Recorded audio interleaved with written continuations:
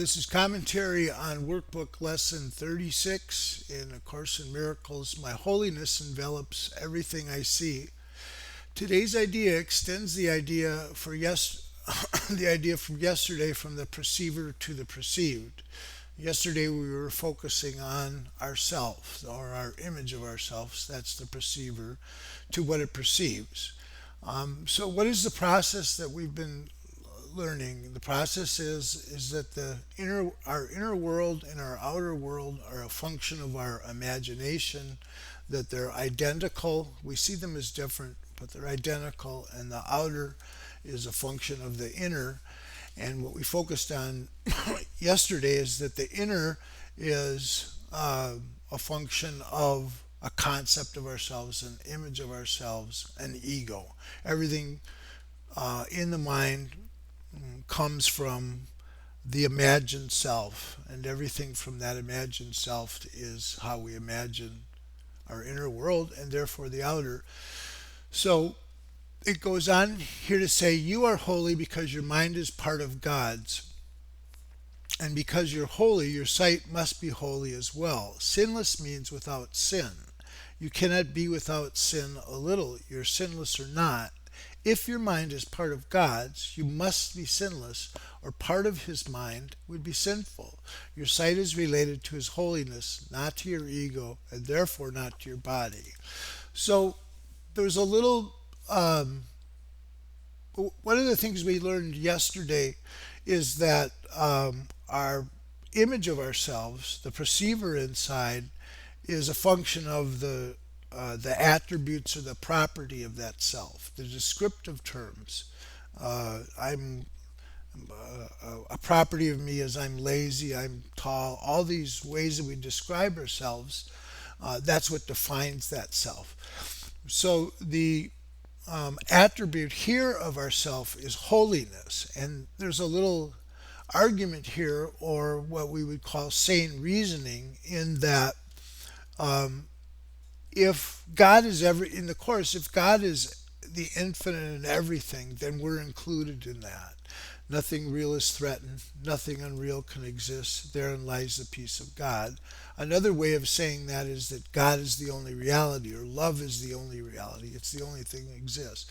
Well, if that's the only thing that is, then you must be a part of it. You can't be separate from it. So when we impute sinfulness to ourselves, we're really saying about God.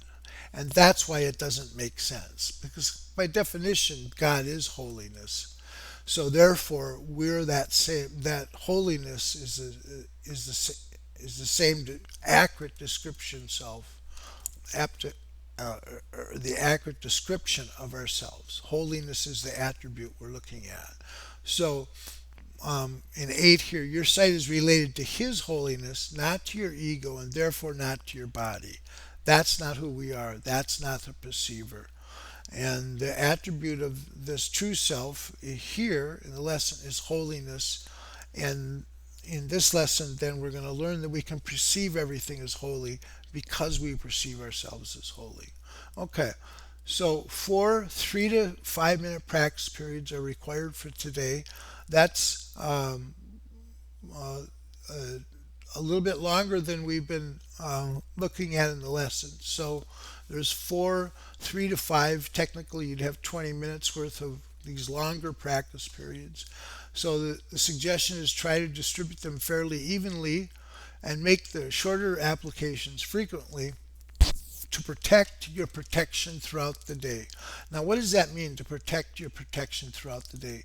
Well, what we're training ourselves to see is that our mind is very, very active, and that the ego inside is this image of ourselves that's very, very active. It's always cruising. It's always looking for ways to make itself real, and it's going on all the time. We're not aware of that, and so in these lessons, we're trying to be vigilant for our truer self. We're trying to negate this ego's persistence in trying to make itself real. So that's our protection. It's called checking the mind wandering. Our mind is just chaotic, just doing whatever it seems to think it wants. And so we need to protect our thought systems. And that's the purpose of practice and the purpose of the frequent applications, to protect our minds so our truer self can be perceived by us. And then the reality that that truer self surrounds that truer self, the inner and the outer. So the longer practice periods should take this form. First, close your eyes and repeat the idea for today several times slowly. Take careful note of slowly because he's going to reinforce that really importantly here. Then open your eyes and look quite slowly about you, applying the idea specifically to whatever you note in your casual survey.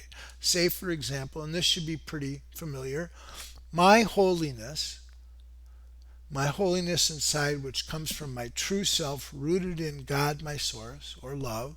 My holiness envelops that rug, the wall, these fingers, whatever objects we see. And then several times during this practice periods, close your eyes and just repeat the idea to yourself. So what is that idea? It's the idea for the day. My holiness envelops everything I see. So as you close your eyes, repeat that idea without the specific objects. And then open your eyes and continue again. So we go back and forth between those. And then for the shorter exercise periods, these are the frequent reminders. Close your eyes and repeat the idea, and then look about you as you repeat it again and conclude with one more repetition with your eyes closed. And all applications of, now here's the key on this slow, unhurried, effortless exercise in the mind. What he's doing is he's describing how our truer mind actually works. It works from peace, it works from stillness, from confidence, from conviction. There's no frenetic activity to it. So he's honing that ability in our mind slowly, effortlessly, and unhurriedly as possible. It's really important. And part of that is to sort of get us to the place of the witness inside, the observer of what's going on. And we're quietly we are that observer, and then all of the activity of everything around us goes on, but we quietly observe it. Okay.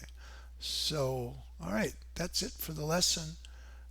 My holiness envelops everything I see. Thank you.